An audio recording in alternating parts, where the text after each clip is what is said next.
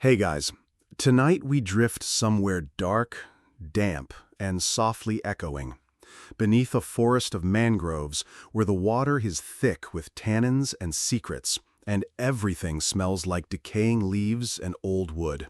The air is hot, but oddly still. You're paddling slowly, carefully, because here every ripple matters. Somewhere ahead you spot it, a boat, small enough to seem unimportant, but carved with intricate swirls. It doesn't move, it doesn't rock, it just waits. This is no fishing canoe. It's someone's coffin.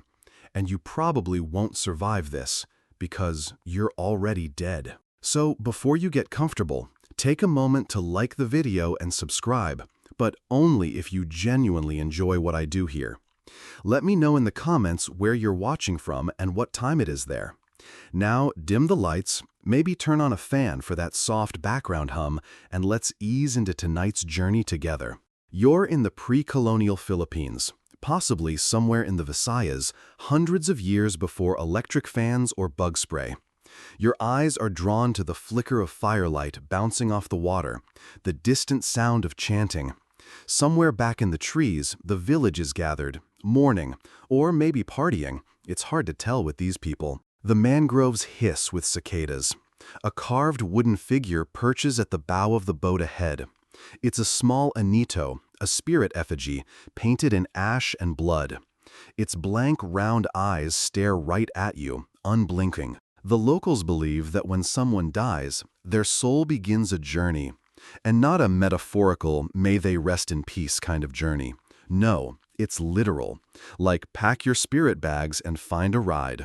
The path to the afterlife isn't paved with clouds and harps. It's watery, winding, and weird. Historians still argue whether this soul voyage belief was rooted in Indianized cosmology or more indigenous animist thought, but either way, the deceased needed to sail. The boat you're looking at isn't just symbolic, it's transportation. No Uber for the dead here. You get a canoe, often the very one you fished in while alive. Sustainability, baby. And so the ritual begins. The deceased, often cleaned and dressed in their best, red, fanciest loincloth and maybe a few beads, is laid into their boat. If they were wealthy or important, their corpse might be perfumed with oils and wrapped in cloth woven with gold thread. Because, sure, decay, but make it fashion. Then come the offerings: rice, dried fish, coconut wine, maybe a weapon or two, if they were known to hold grudges. The idea is simple. You equip the dead for the trip. You wouldn't go on vacation without snacks, so why send off Uncle Bayani unprepared? Now, here's a quirky twist. Some communities didn't just set the boat adrift. Instead, they hoisted it into the crook of a tree.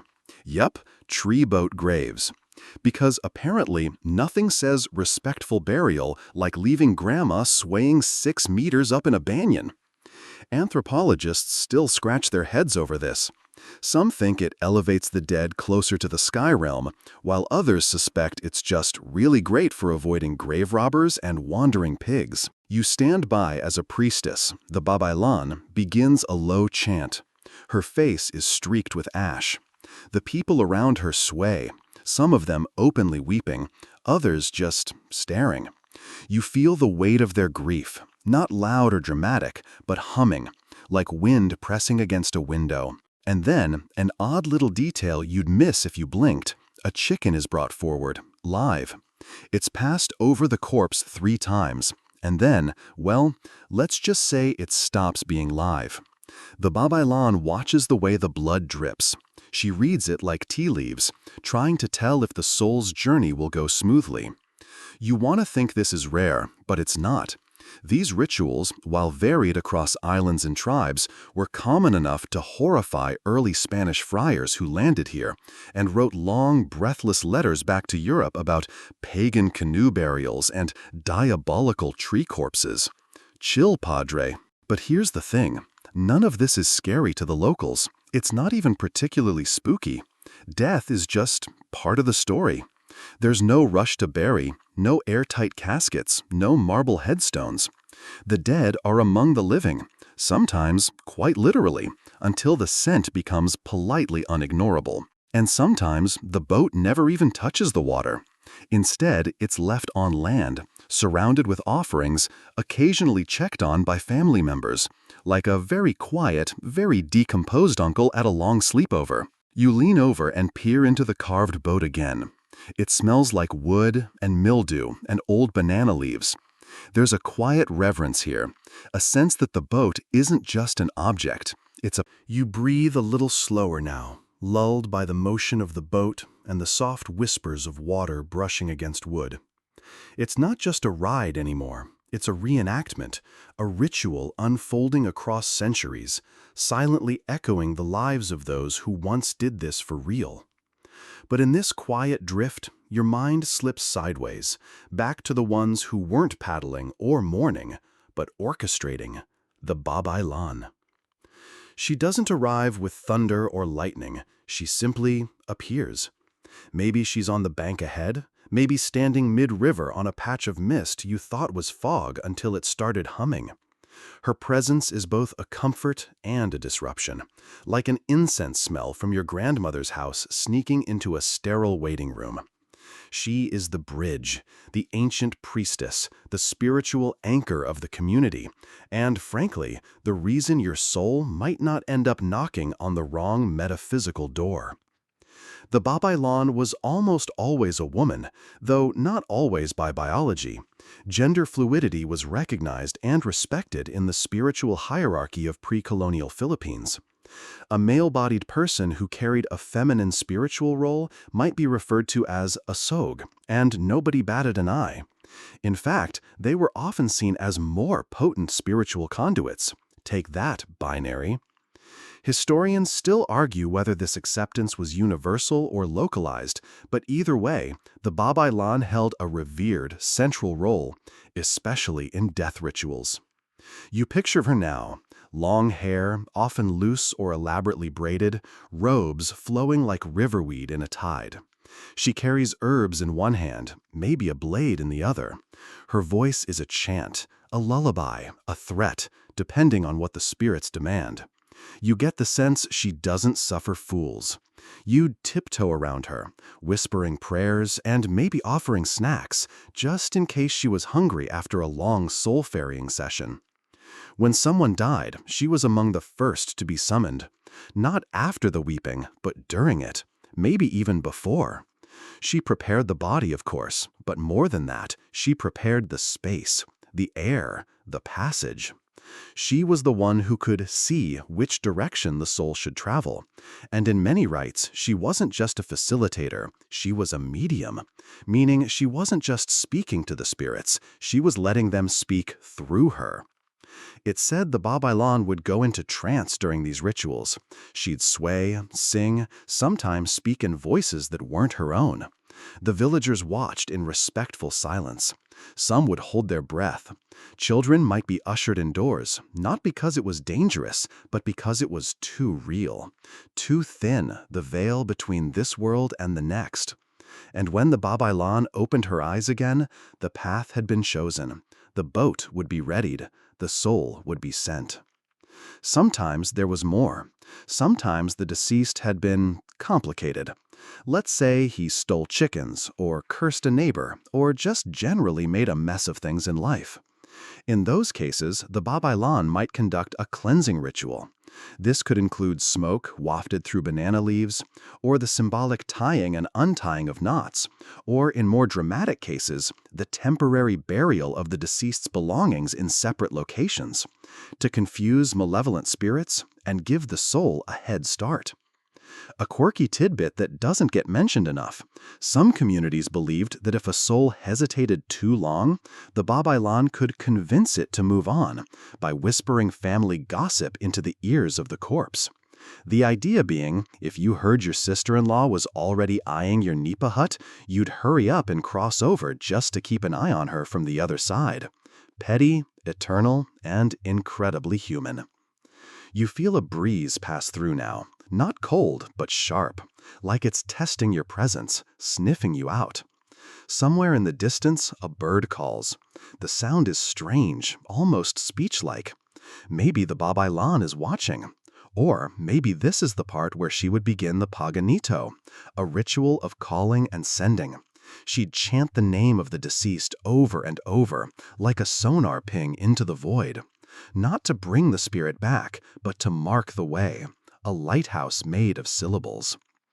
In some rare practices, the Babaylan might even take on the grief of the family, literally crying and wailing in their place. This wasn't for drama, it was for balance. To make sure the soul wasn't weighed down by too much sorrow, couldn't hear too many sobs calling it back. Death had to be clean, efficient, wrapped in ritual, and made respectable, even if your cousin Lando had died after falling off a ladder trying to catch a monkey. You imagine the Babaylan pressing her hand to a child's forehead, whispering blessings, smudging the air with burning kamayas or dried basil. The canoe creaks under you, just slightly. It's the sound of age, of sap that once ran through a tree trunk, now dried and hollowed, cradling something more permanent than cargo. You imagine the artisans who carved these burial boats by hand, their fingers thick with calluses, their eyes squinting against sunlight as they shaped the final home for someone they may have known all their life. It was a job of honor and gravity, even if the deceased once owed them rice and never paid it back. These weren't Viking-style galleons ablaze on the water, though that'd make a killer thumbnail. No, most pre-colonial Filipino burial boats, called bangka or baroto depending on the region, were dugout canoes made from a single tree trunk. Simplicity itself, yet no less sacred for it. A vessel carved for one purpose: not to fish, not to ferry, but to carry you over the threshold into whatever lay beyond. You glance around at the boat you're in. It doesn't sparkle or shine. It's not made of marble or stone, but it's real, solid, and made by hands that understood that death wasn't an end. It was a transfer. A slow, silent paddle across the threshold. Some communities believed the orientation of the boat mattered. Northward if you were a warrior, westward if you were a healer, and presumably southward if you were that neighbor who constantly borrowed tools and never returned them. Inside the boat, a body would be arranged as though napping, and sometimes surrounded by the echoes of their life. A spear laid gently across the lap, a woven mat under the head, jewelry that would make modern minimalists flinch. Death was a time to flex, apparently. The more you were buried with, the more status you had, both in life and beyond. And that included food, always food. Rice cakes, roasted root crops, dried fish, and even sugarcane wine made the cut. Because how else was your soul supposed to survive the journey without a snack or two? There's a quiet dignity in that, you think. The idea that care doesn't stop at death, it just changes forms. Someone had to think, what if he gets hungry out there, and pack accordingly? You can't help but picture a ghost on an empty stomach, grumbling through the spirit realm like a lost traveler in a bad mood. Truly, the original hangry. Some fringe accounts suggest that boats were sometimes buried vertically, with the body placed upright like a passenger staring ahead. Upright burials, imagine that. You'd look alert, determined, like you're ready to take on the afterlife with a strong cup of coffee and absolutely no patience for nonsense. But again, this varies from region to region, and historians still argue whether these upright burials were standard practice or rare exceptions fueled more by topography than theology. And sometimes, as the tale goes, they didn't bury the boat at all. Instead, the deceased was placed inside and let to float, either pushed into a river or tethered loosely to the shore. The water, symbolic and practical, would eventually take them.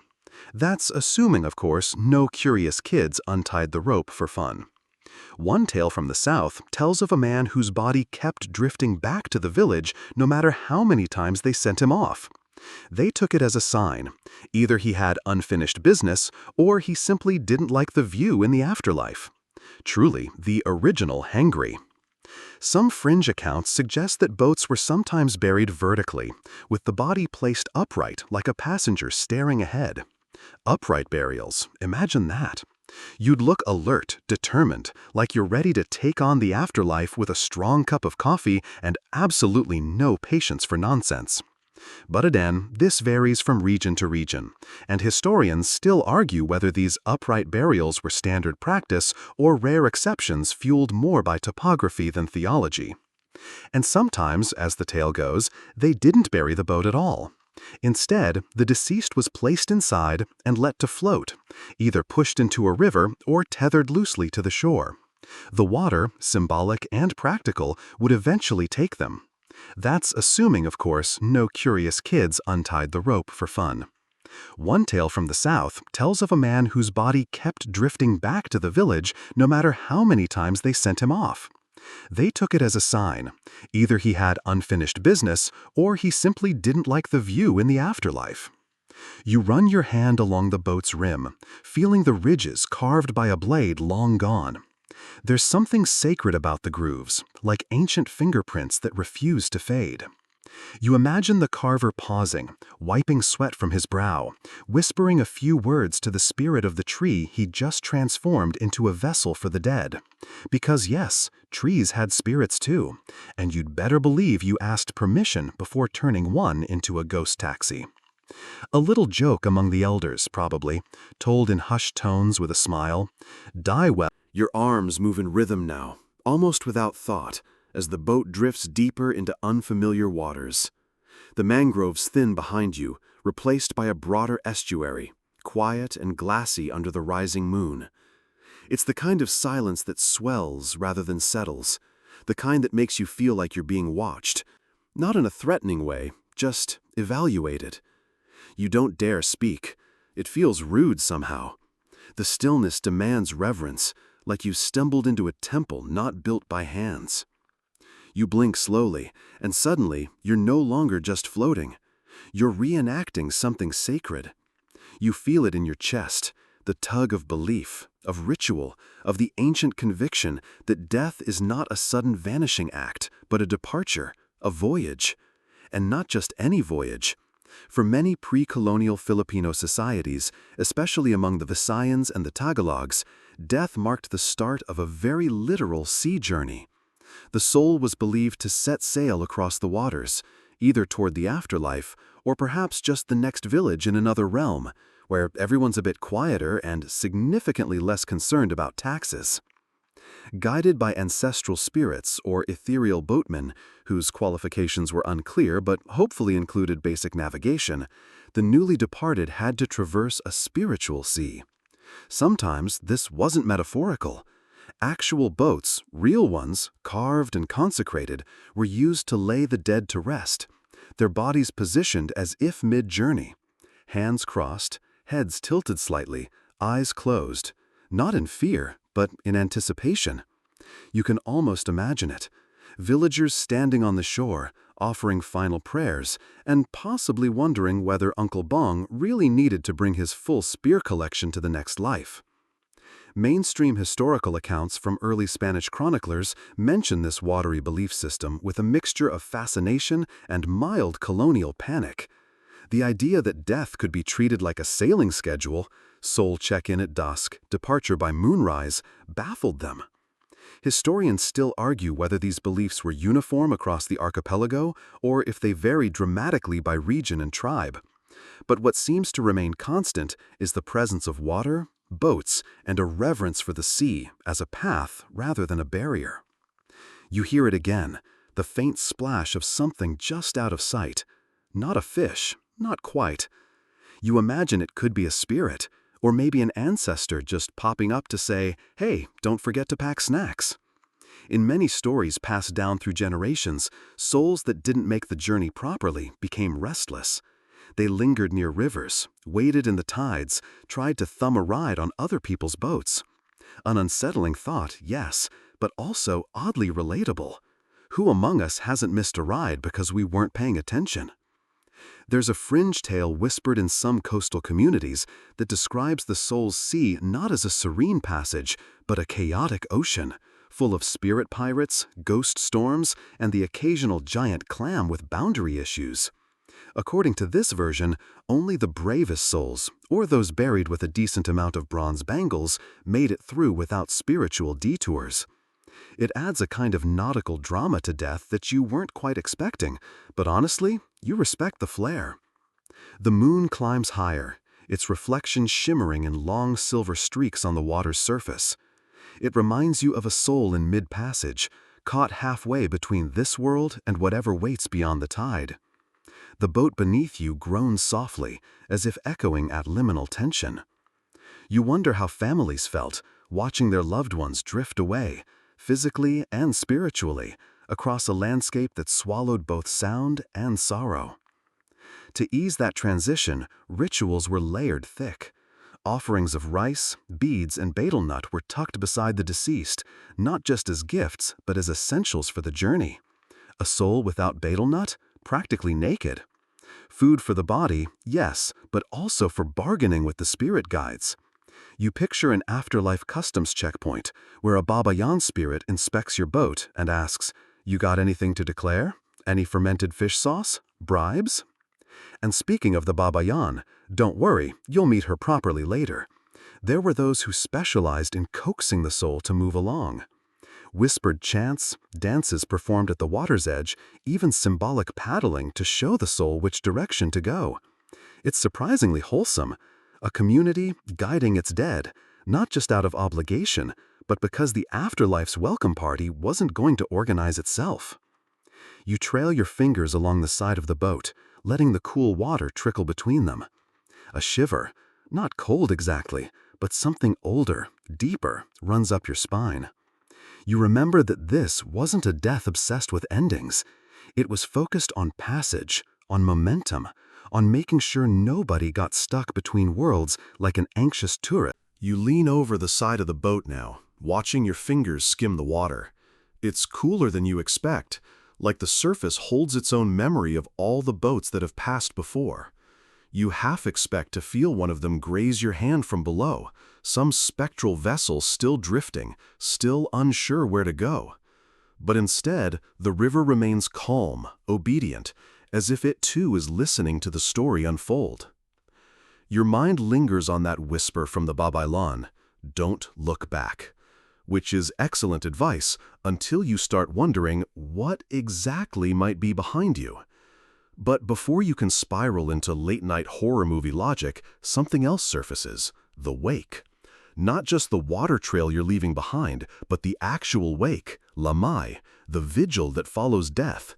And oh boy, you better sit up straight because this is where things get unexpectedly cozy and a little weird. You're in a stilted bamboo hut now.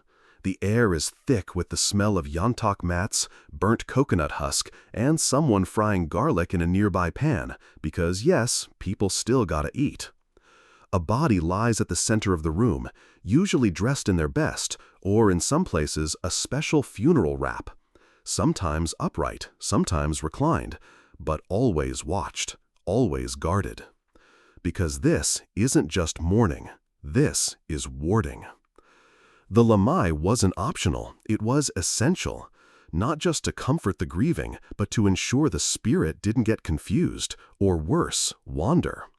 You keep vigil with candles, food offerings, soft chants, and sometimes loud laughter. Yes, laughter. Because one of the core beliefs, that too much crying could trap the soul nearby. It could make the spirit linger, unsure whether they were loved or pitied. So families told stories, made jokes, sang songs. This wasn't disrespect, it was escort duty, a cheerful send-off to keep the vibes clean. And here's a fun fringe tidbit. To keep spirits entertained or distracted, some families would play traditional games near the body. Think dice, card games, even riddles whispered into the air like lullabies. You'd almost forget someone had died until you caught sight of the woven fans slowly fluttering over the still form in the middle of the room. This balance of mourning and merriment wasn't just for show. In some communities, the lamai lasted 3 days, sometimes more. During this time, it was forbidden to sweep the floor. Why? Because sweeping might sweep away the spirit before it had fully detached. Imagine explaining that to a modern-day meat freak. Sorry, can't clean until Grandma crosses over. You want more banana chips? And then there's the food, always the food, because it wasn't just for the living, it was also for the dead. Plates were left out specifically for the deceased, often their favorite dishes, and no, you weren't supposed to eat from those, unless you wanted to be haunted by a very hungry relative who really liked tamarind stew. One mainstream historical anchor here, early Spanish friars who visited the archipelago wrote with confusion and often condescension about these overnight vigils. They noted how the locals seemed mirthful, even in mourning. But they missed the point entirely. It wasn't joy, it was reverence, disguised as resilience. Because letting go was hard, but if you didn't do it right, you might never get the person back, in peace. Of course, Lamais also had protective elements. Mirrors might be covered, children might be kept from looking directly at the corpse, lest they invite bad luck. In some regions, you'd place a bit of salt under the tongue of the deceased, because even spirits, apparently, needed seasoning. Or maybe it was to purify the mouth before the journey. Either way, you'd never look at a salt shaker the same way again. And now, here's a quirky regional variation that deserves a moment of awe. Among the Ilongo people, some wakes involved tying a live chicken near the body. The bird's occasional clucks were said to confuse evil spirits or even warn of their presence. Plus, let's be honest, nothing says "do not disturb" quite like a chicken eyeballing you mid-incantation. At some point in the vigil, someone might light a palina, a bundle of herbs and resins burned to cleanse the space.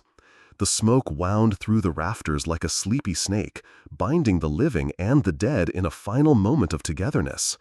People passed under the smoke, sometimes carrying the children so they too could be marked safe by the scent. It was part purification, part farewell hug, and nobody left the vigil until the smoke had fully cleared.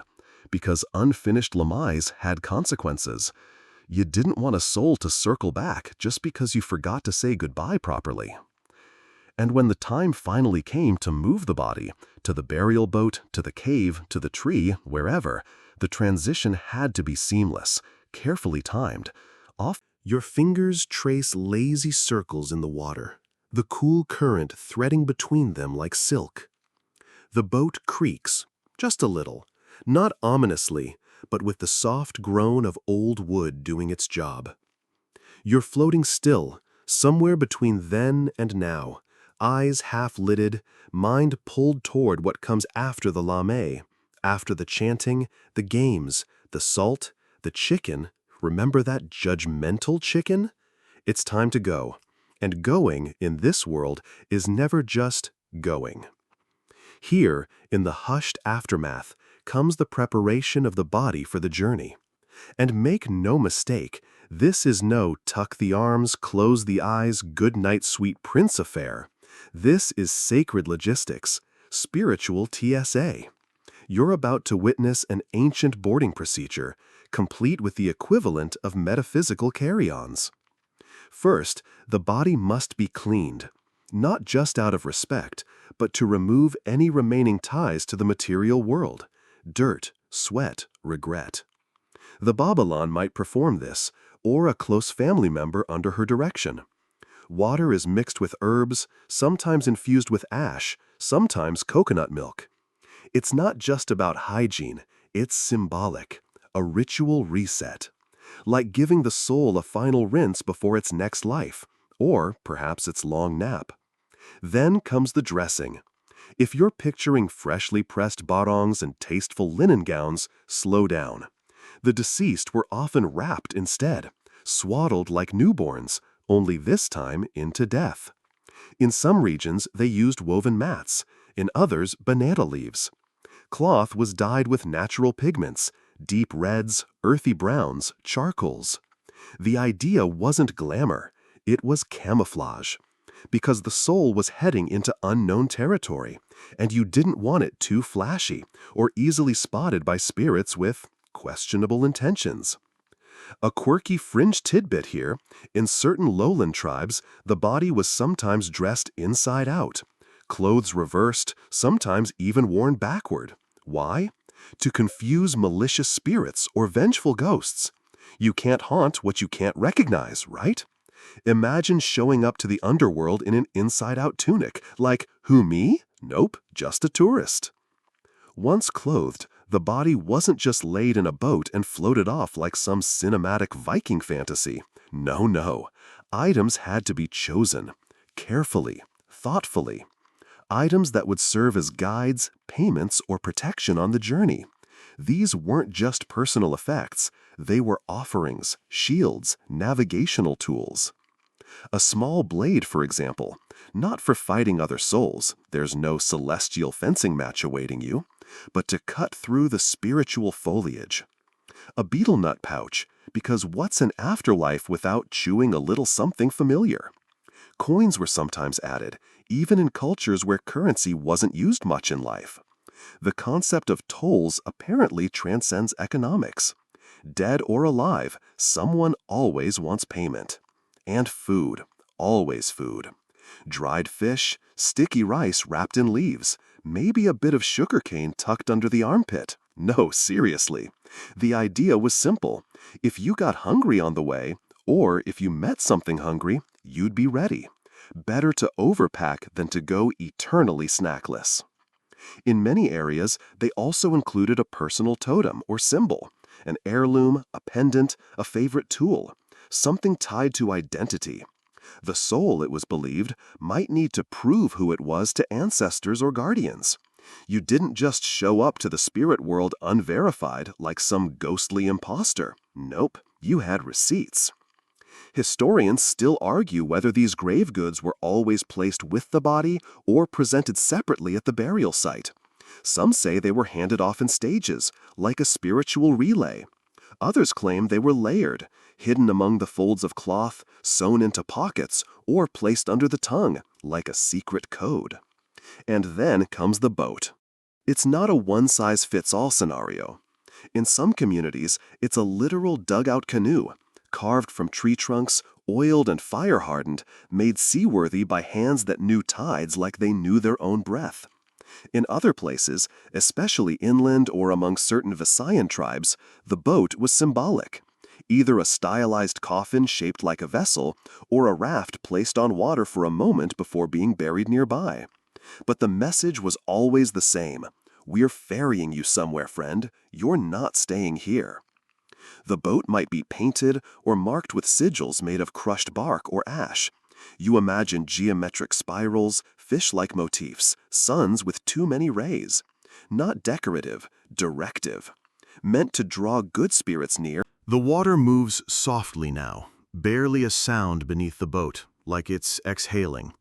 You lean against the edge, eyes half-lidded, lulled by the rhythm of waves licking against wood.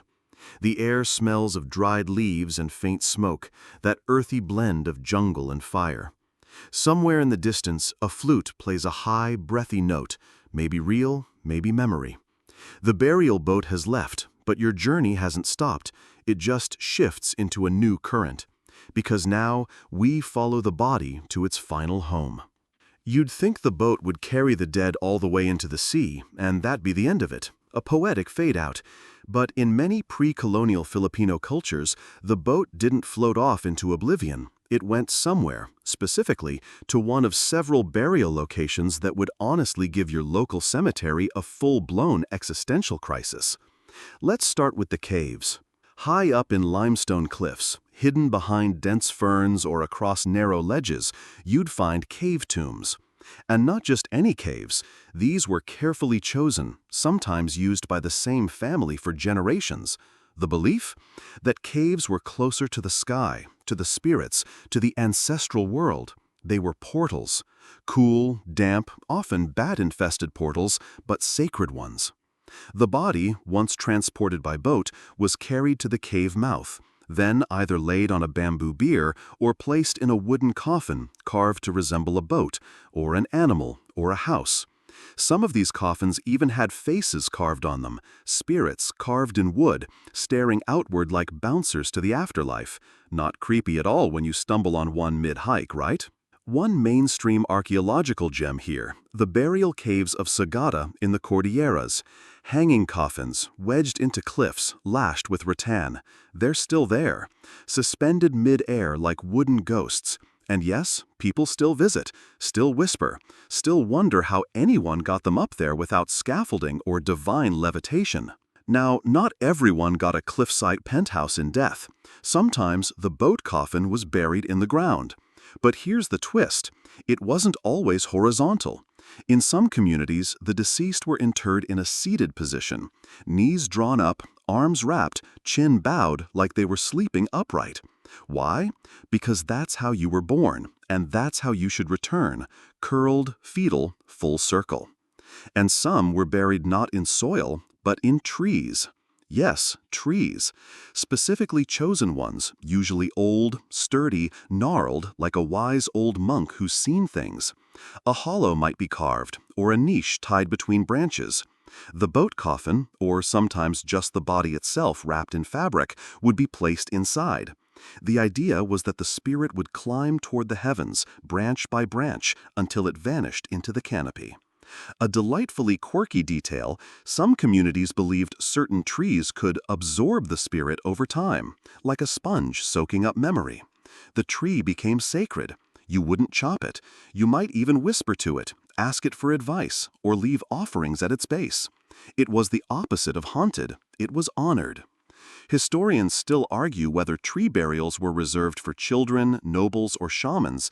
The records vary. Some oral traditions say only babies were placed in trees, so they could grow up in the next life.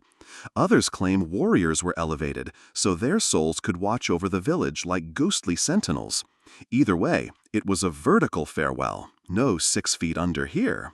Back to the boats. Sometimes the burial boat itself was never meant to float. It was ceremonial, a symbolic vessel carved from hardwood placed directly in a grave or niche.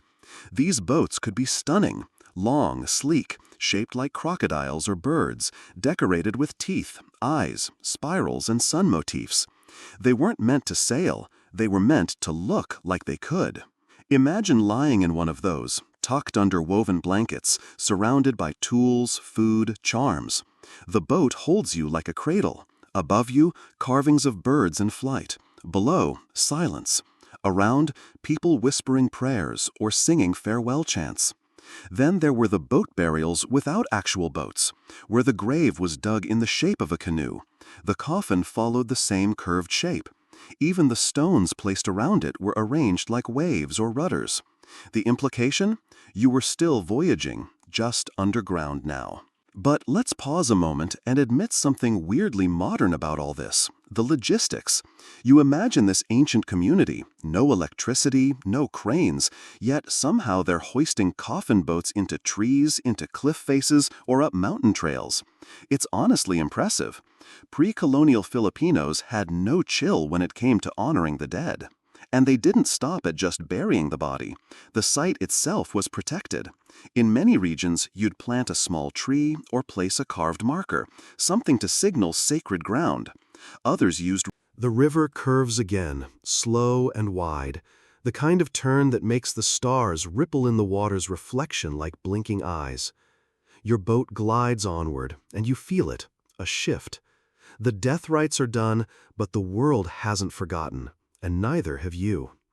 Because now we drift into a different realm, not of the spirit, not of the soul's crossing, but of memory. The long haul, the after. What happens not to the dead, but to those left behind. In pre-colonial Philippines, grief wasn't something people were expected to get over. There was no pop psychology telling mourners to move on, no standardized mourning phases with tidy ends. Instead, grief lived alongside people, woven into daily life. Sometimes visibly, sometimes quietly, but always with intention. Let's start with attire. In some communities, particularly in the Tagalog lowlands and certain Visayan regions, mourners wore subdued colors, earth tones, blacks, faded reds, for weeks or months after the burial. But it wasn't just about fabric. Some widows cut their hair short. Others wrapped their heads in cloth, not to hide, but to signal. I'm still in mourning. Talk gently. And speaking of talk, certain phrases were avoided altogether. You didn't mention the dead lightly. You didn't joke about death, not yet. Even your voice might soften when referring to someone recently passed. Words had gravity, and during mourning, they pulled harder than usual. You'll like this little quirk. Some families would put a stone near the doorway, just a small one, nothing dramatic. The belief? It anchored sorrow.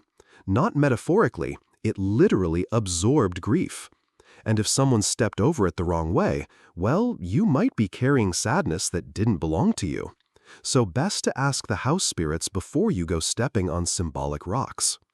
Historians still argue whether these customs were spiritually driven or simply social codes. Was the mourning dress a magical ward or just a public signal? Was the silence about the dead meant to honor them or to prevent them from returning? As usual, the answer is probably both. And it wasn't just people who mourned. Whole villages changed their rhythm when someone important died. If a datu passed away, festivals were postponed. Drums were silenced. The community as a whole entered a slower tempo, a kind of societal hush. And not just out of respect, sometimes out of caution. Power vacuums were risky. Spirits weren't the only ones who might stir during grief. Let's talk about remembrance. In the weeks following a burial, families often held small follow-up rites. These varied by region, but many involved food, because of course they did. What better way to remember someone than to cook their favorite dish and share stories about the time they nearly burned down the hut trying to fry bananas? In some highland areas, the family would return to the grave on the apat na araw, the fourth day after burial, to offer food and pour out a drink. Some said it was to refresh the journeying spirit. Others believed it was to feed the ancestor now watching over them. Either way, the gesture was the same. You're gone, but we remember. And in coastal Visayas, certain families planted a tree near the burial site. Not a grave marker exactly, more of a companion, a living reminder. The kind of tree mattered. Hardy ones for warriors, flowering ones for women, strong-rooted figs for elders. And over time, these trees became family sentinels. They bore fruit and memory at once. Now, here's a bit of delightful eeriness. Some mourners kept a small item of the deceased's clothing folded under their pillow for a month. Not to hold on to them, exactly, but to ease the transition. The fabric was believed to help channel the dead's remaining energy out of the home. You're basically tucking the spirit into its next chapter, like a bedtime story. Sweet and slightly unsettling. But the memory didn't just live in objects. It lived in names. In many communities, children born after a death were given the name of the deceased, or at least a part of it. Not out of superstition, but out of continuity. This was your grandfather's name, they'd say. You walk with him. The past didn't stay in the past. It walked beside you, sometimes right into the registry. That doesn't mean everyone was comfortable with it. There were debates even then. Some elders insisted that reusing a name too soon could confuse the spirit world. Others believed it invited protection. One family might say, "We honor the dead through this child." Another might warn, "Don't let the two souls tangle." And remember that ritual stone we placed under the doorway? After a certain time, usually marked by another rite, it was gently moved. Not tossed, moved. The act was symbolic. Sorrow has been acknowledged. The river grows narrower now, hemmed in by walls of mist. You can almost feel the boat glide slower, like it knows this part of the journey demands quiet. The trees lean in closer, their branches arching overhead like the ribs of some ancient cathedral. You duck instinctively, not from fear, but respect. This is the part of the story where belief stops being just tradition, it starts to breathe. Because you've watched the boat arrive, you've seen the body wrapped, placed, sealed. You've visited the burial caves, the tree tombs, the quiet cliff faces. But what happens after? Tonight, you learn, the burial was only the beginning.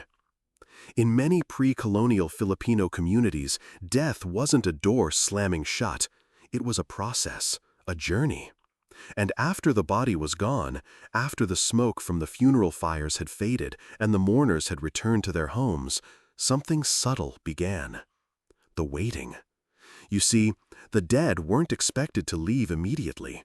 They lingered, softly, silently, near the homes they once knew. And this lingering wasn't always unwelcome.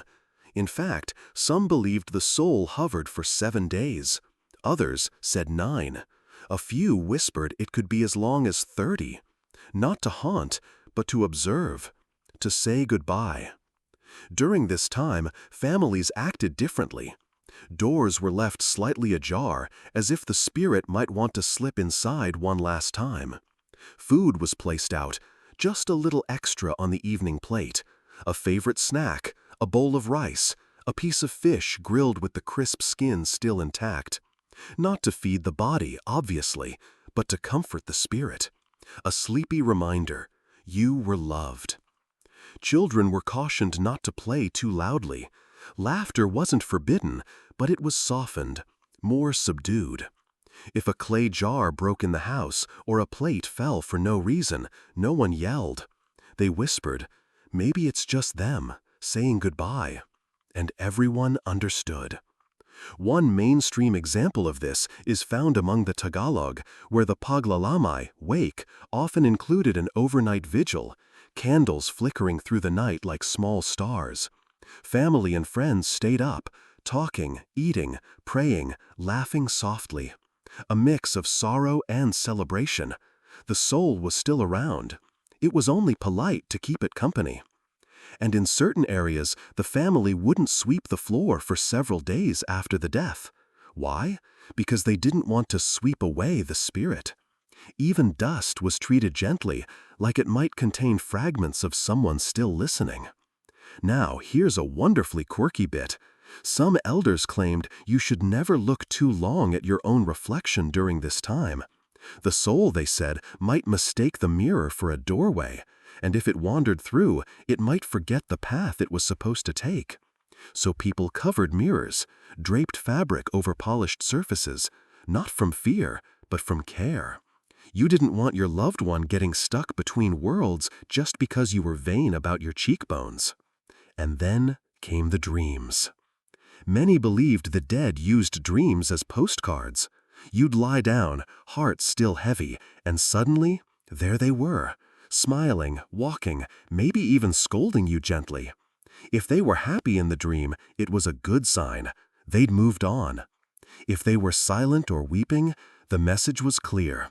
Something had been left undone. Historians still argue whether these dreams were just grief processing or actual spiritual encounters, but to the people who lived them, they were real, sacred. A grandmother might wake up and say, "Your father came to me last night. He says he forgives you." And that was enough. Healing could begin. But don't mistake this spiritual closeness for casual access. There were rules.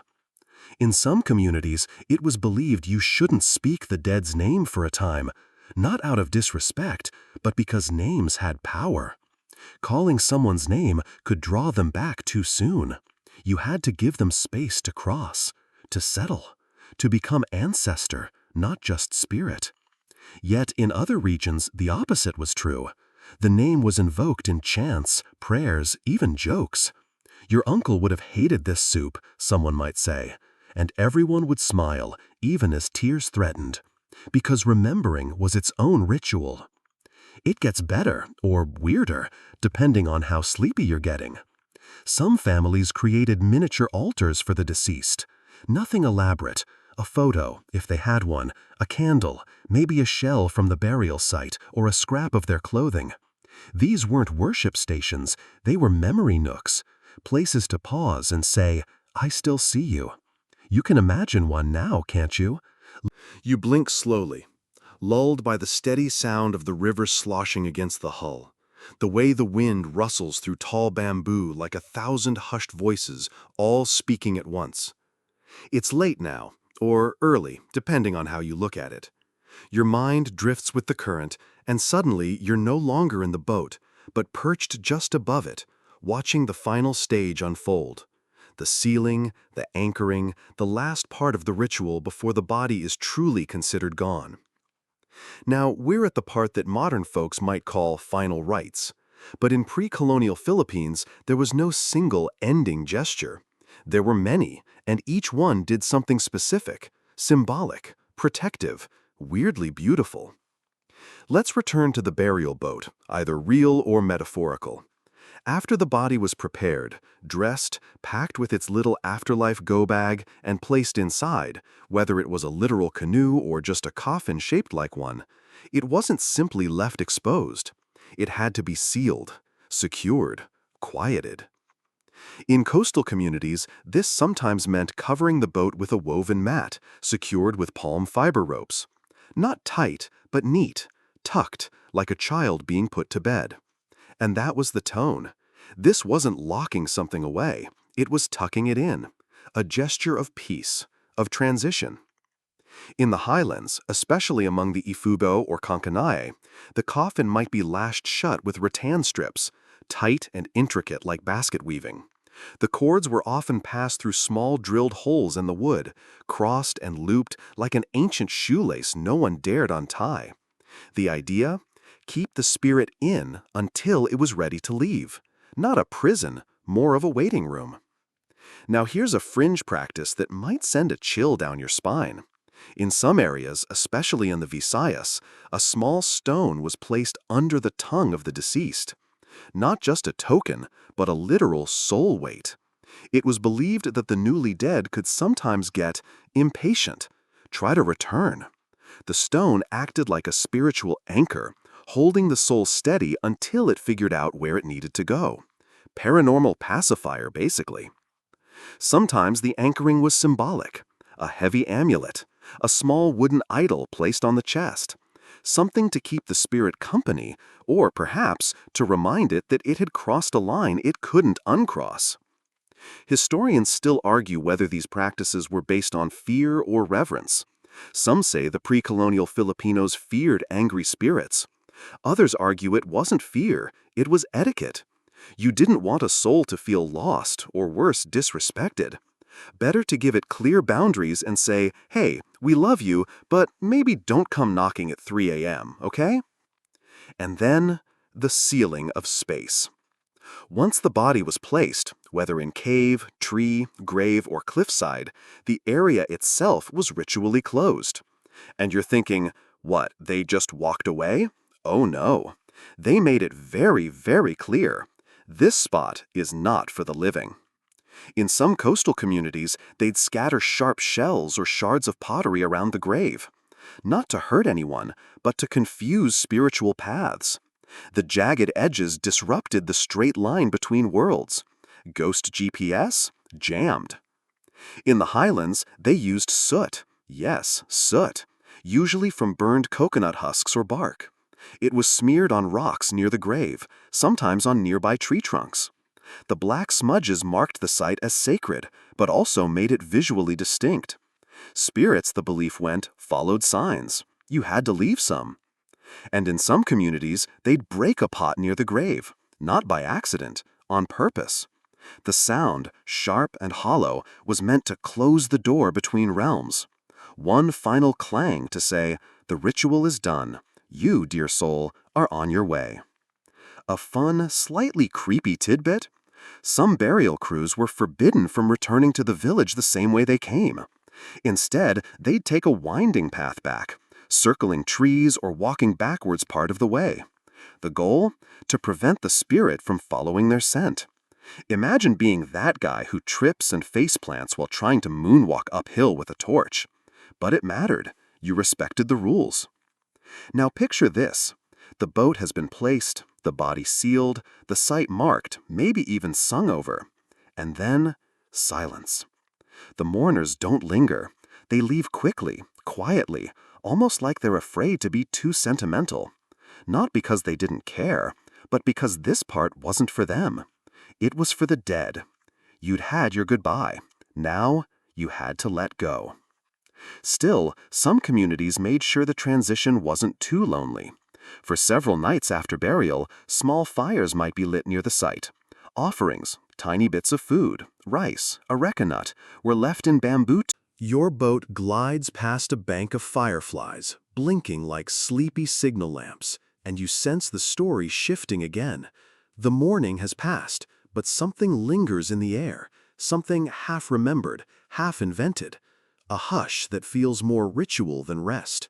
You're entering the realm of protection now, because once the dead had crossed over, the living still had to guard the thresholds.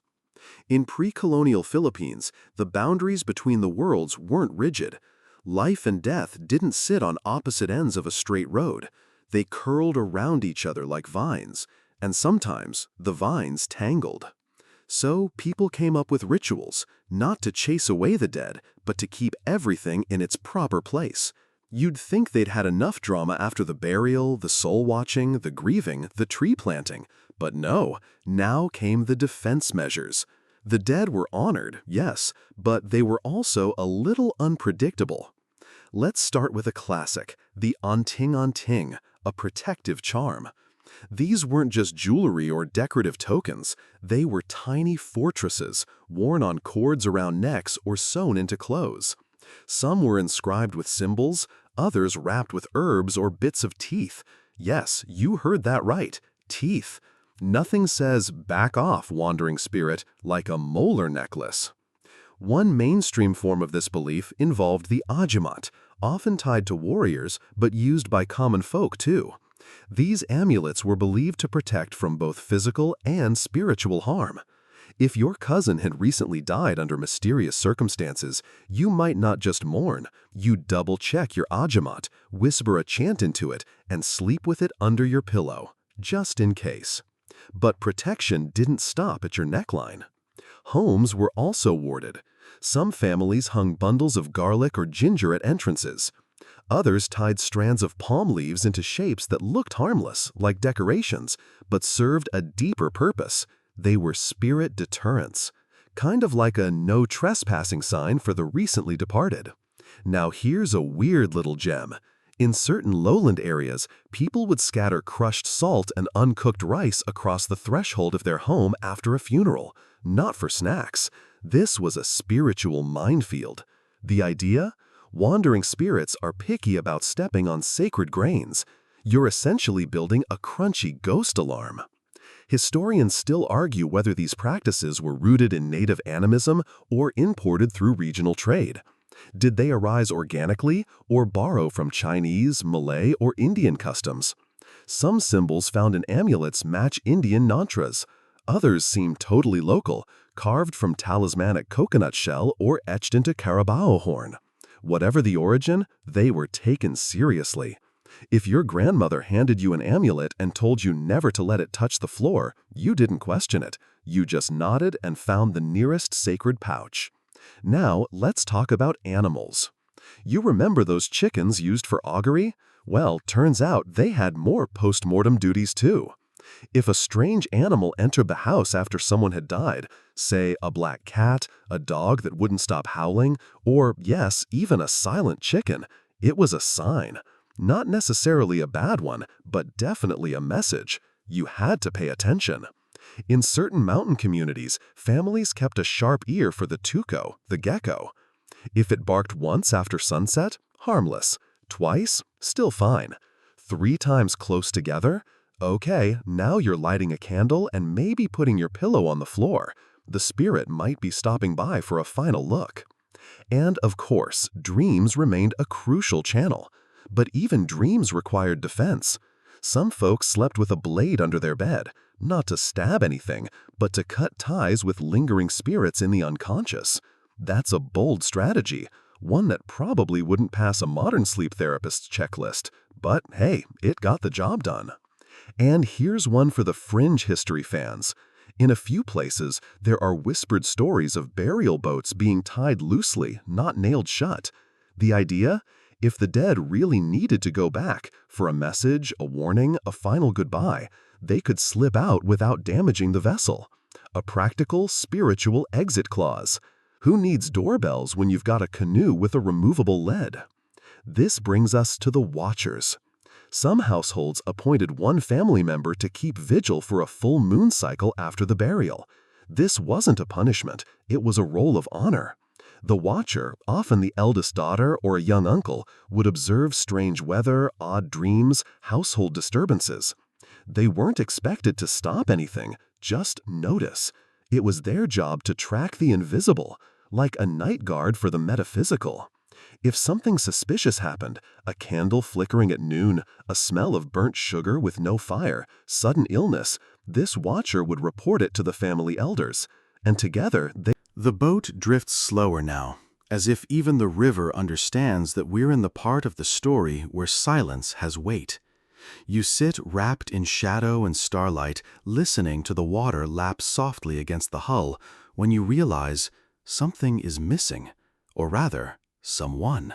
Women.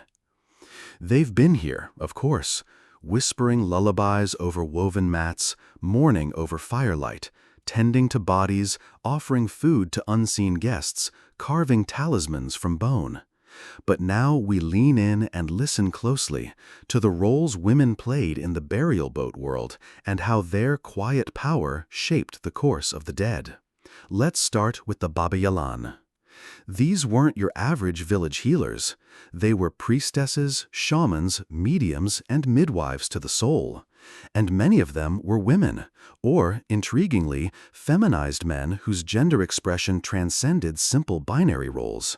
That's right, pre-colonial Philippines had room for spiritual authority that ignored gender norms entirely. Your typical Babayalan might wear a skirt, wield a blade, chant to the moon, and scold a datu for not following proper ghost etiquette, all before breakfast. They didn't just assist with death rituals, they directed them. The Babayalan performed pagtawag, calling the spirit. They burned herbs like kamanyan, native frankincense, to summon ancestors or calm a troubled soul. During a wake, it wasn't unusual for the Babayalan to suddenly chant, shake, or enter a trance. Sometimes they spoke in the voice of the dead. Other times they let the spirit speak through them. And if that makes you shiver a little, you're not alone. Historians still argue whether these trance rituals were entirely spiritual or partly theatrical. Was it possession, performance, or something we don't have modern language for? The debate goes on, but here's the thing. In those moments, no one doubted the Babayalan's authority, not even the warriors. Outside the ritual chamber, women held other vital roles in mourning and burial.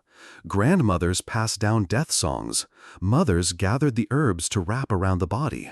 Sisters prepared the final meal offerings. And when the burial boat was sealed, it was often women who knelt beside it last, whispering farewell blessings as if tucking a child into sleep. Now, let's add some texture. In some northern Luzon tribes, widows wore specific mourning garb, coarse bark-cloth tunics, belts made of rattan, and sometimes necklaces of tiny shells. The more elaborate the adornment, the deeper the grief displayed. And in certain regions, widows were expected to live in a shadow house for a month, a small, dimly lit hut near the main dwelling. It wasn't exile, it was ritual space, a time to cool their sorrow before rejoining the regular world. Meanwhile, Visayan women performed a role called binukot, keepers of tradition.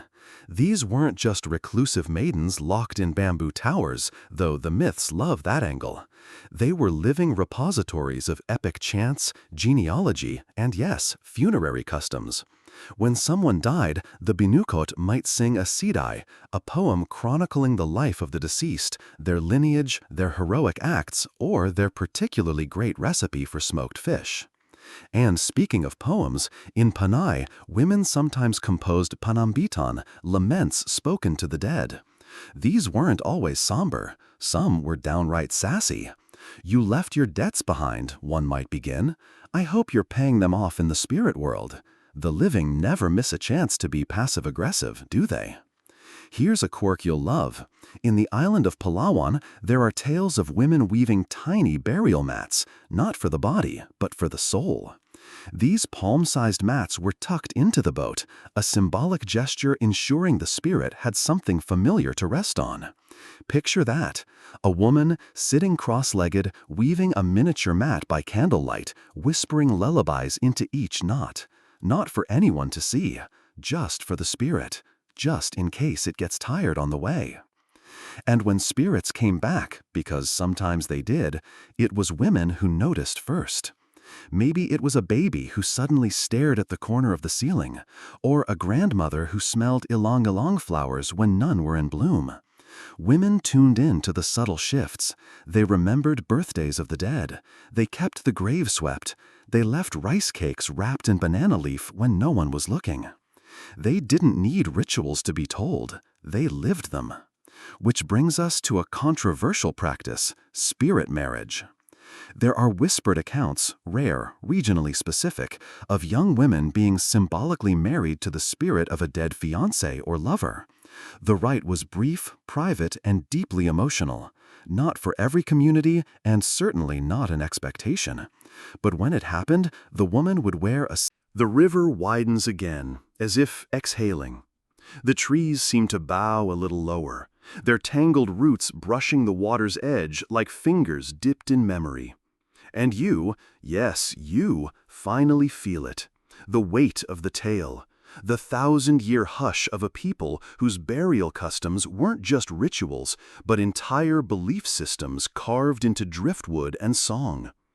You've journeyed through boats, chants, bones, and myths. But now, as you approach the final bends of this story, it's time to talk about endings. Specifically, what happened after the boat set sail, and how legacy lived on not just in the spirit realm, but in the minds of the living. Let's talk about remembrance. In the pre-colonial Philippines, memory wasn't stored in photo albums or social media posts, it was embedded in performance. Ulit, epic chants sung around fires. Panubad-tubad, ancestral tales whispered during storms. A good story didn't just recount a death, it honored a life, and more importantly, taught you how to behave so your own future boat didn't drift off course. Families often had a designated memory keeper, usually the eldest or most poetic. This person held the lineage in their head like a scroll, names, deeds, deaths, locations of burial boats. And they passed it down orally, sometimes through riddles or metaphor, just to make sure you were paying attention. Because if you forgot, that was like erasing someone from the map of the spirit world. Historians still argue whether these memory rolls were formal or informal. Were they a kind of proto-historian, or just a really nosy uncle with a good memory and too much time? Either way, they mattered. They made sure the stories didn't sink. Now, let's zoom in on a practice called panagbas. This was the ritual retelling of the deceased's journey, done days, weeks, even months after burial. It was more than storytelling. It was spiritual bookkeeping, a way of confirming that the soul had arrived where it needed to be. The process involved singing, food offerings, and sometimes reenactments using small carved boats or dolls. Children played the parts. Elders watched closely. And if someone forgot a line, that was serious. You might be up all night repeating the chant until you got it right, because nobody wanted a ghost showing up like, "Excuse me, you forgot I saved the village from a Boer attack in 1364. Let's also talk about grave visits, except these weren't always graves in the traditional sense. Remember, many burial boats were placed in trees, caves, or tucked into hidden cliffside shelves. Visiting meant hiking, climbing, and sometimes praying while covered in insect bites. But still, people came. Especially during Fiesta Namagapatay, the Feast of the Dead. Offerings were simple: food, flowers, personal trinkets. One quirky tidbit: some communities left betel nut wrapped in banana leaves. Not because the dead could chew it, but because they would have wanted to. It's like spiritual snack prep. You wouldn't invite grandma over without offering lumpia, same idea. And then there were the dreams. People took dreams seriously. If you dreamed of a boat, a river, or a loved one sailing away, you'd better talk to someone about it. That wasn't just your subconscious watching too many travel vlogs. It was a message. Maybe a reminder, maybe a warning, but definitely not something to ignore. There are even accounts of communities interpreting dreams collectively. Someone would share theirs aloud, and others would weigh in. Ah, the red sail means regret. A leaking boat, that's unfinished business. You weren't just decoding your own brain, you were participating in ancestral troubleshooting. Let's not forget the role of objects. Some families kept parts of the original burial boat, small chips of wood, bits of rope, even carved figures, tucked away in the home. Not for decoration, for protection. These relics were believed to carry a trace of the deceased's essence. Think of them like spiritual thumb drives, holding compressed data from another world. Others commissioned replacement objects, miniature boats, symbolic paddles, or even jewelry with boat-like motifs. In some Visayan regions, earrings shaped like tiny rudders were worn by women in mourning, a subtle nod to a soul's journey and a constant reminder to guide your own path carefully. Here's a strange but fascinating detail. Some burial boats were intentionally left to rot in visible places, not hidden, not preserved, just slowly decaying on a riverbank or under a tree. Why? Because the gradual breakdown was part of the ritual.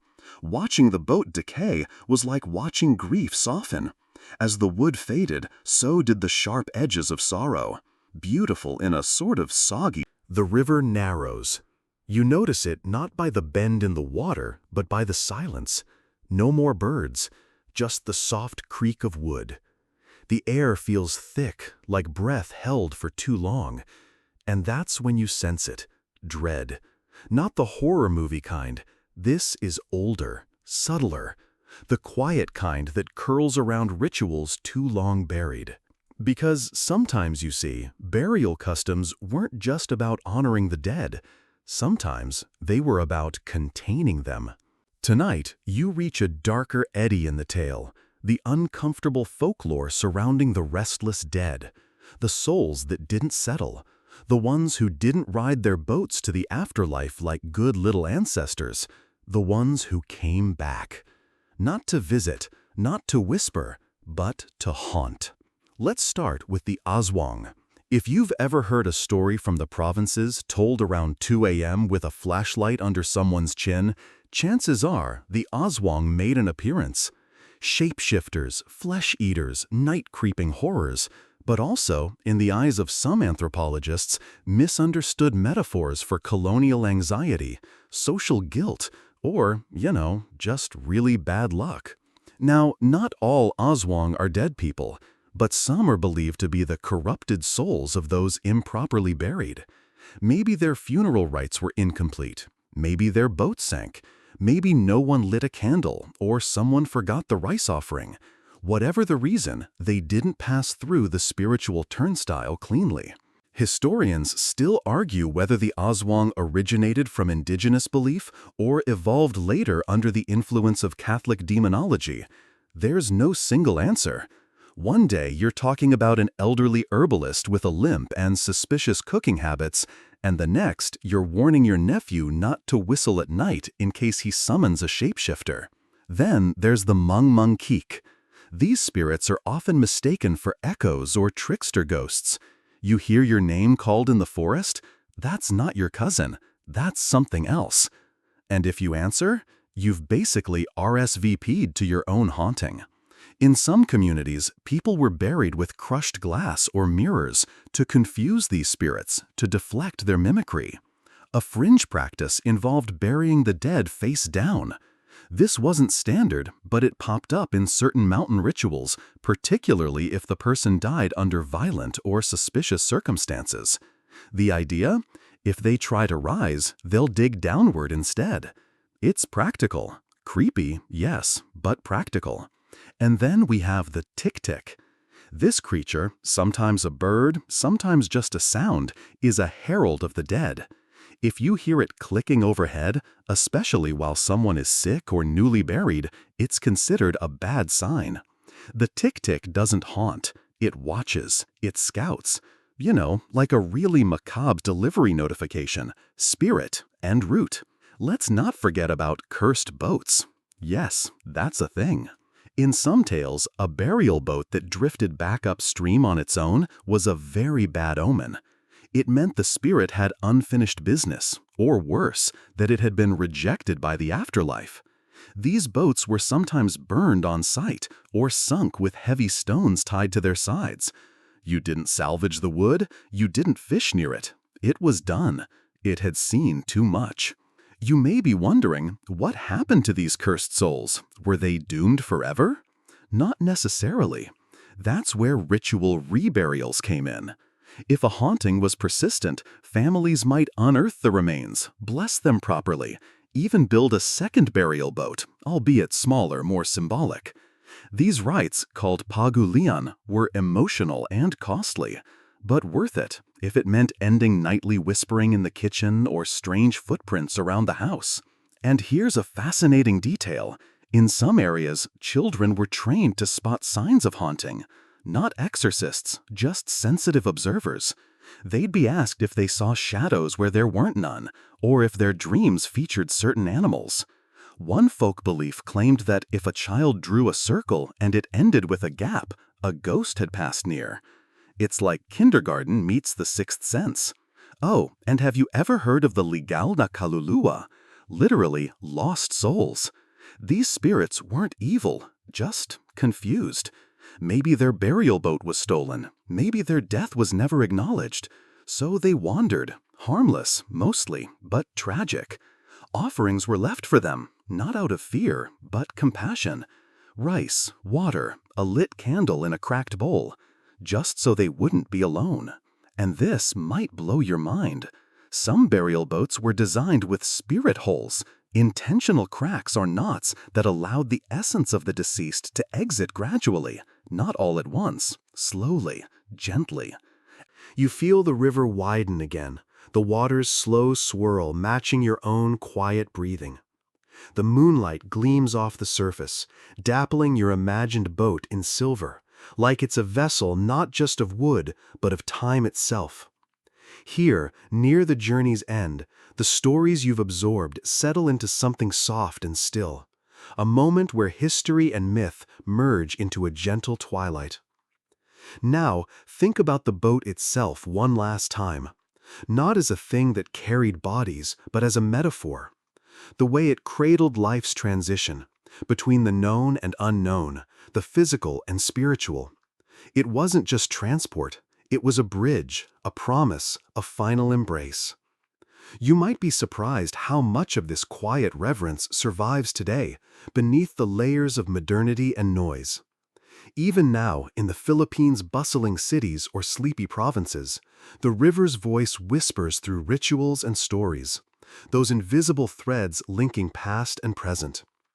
Every time someone leaves a candle flickering by water's edge or offers a silent prayer for an ancestor, the burial boat's spirit wakes a little. And this speaks to something universal, the human need to honor what's gone, and in doing so, affirm what remains. In a culture shaped by islands and sea, the burial boat is more than a custom. It's a reflection of connection, to family, to nature, and to the mysteries beyond. Historians still argue whether these boats were more than symbolic, a kind of proto-ship to the afterlife, or simply practical solutions to burial in flood-prone lands. But the truth is, it doesn't really matter. The meaning is in the journey itself, the movement through grief, memory, and respect. As your eyelids grow heavy, imagine the river stretching out, calm and endless. The sound of water, rhythmic and soothing, as if carrying all the stories you've heard into the vast night.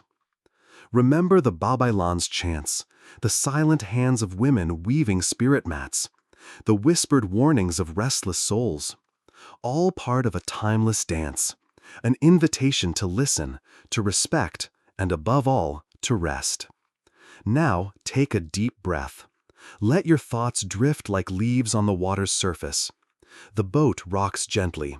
The night holds you. And with that, you sink into quiet. Good night.